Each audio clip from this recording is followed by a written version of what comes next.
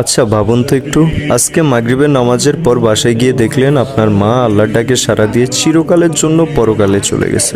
কি শরীরটা শিউরে উঠলো, তাই তো? আসলে একদিন এইটাই হবে আপনার আমার সবার সাথেই। যদি মায়ের আগে আমাদের মরণ না হয়, তাহলে মায়ের ওই লাশটা কাঁধে করে অন্ধকার কবরে আপনাকে রেখে আসতে হবে। ওই দিনের পর থেকে আর কখনো মায়ের দোয়াটা আপনি পাবেন না। তাহলে একবার ভাবুন তো, আপনি যে মাঝে মধ্যে আপনার মায়ের সাথে রাগ দেখান, অল্পতেই মায়ের সাথে উচ্চস্বরে কথা বলেন, মায়ের মনে ইচ্ছাই হোক আর অনিচ্ছাই হোক কষ্ট দিয়ে থাকেন, ওই সময়টাই যদি আপনার মা আল্লাহর ডাকে সাড়া দিয়ে চলে যায় বা মনে কষ্ট থাকা অবস্থায় যদি আপনার মা মৃত্যুবরণ করে, আপনি কি কখনো জান্নাতের আশা করতে পারবেন? আপনি তো আপনার জান্নাতের মনেই কষ্ট দিয়ে বসে আছেন। নিজের মায়ের সাথে উচ্চস্বরে কথা বলা বন্ধ করুন আর ওনাদের প্রতি যত্নশীল হন। মনে রাখবেন, আপনার উপর মনে কষ্ট নিয়ে যদি আপনার মা একটা নিঃশ্বাস পর্যন্ত ছাড়ে, ওই নিঃশ্বাসটাও আপনার জাহান্নামের কারণ হতে পারে।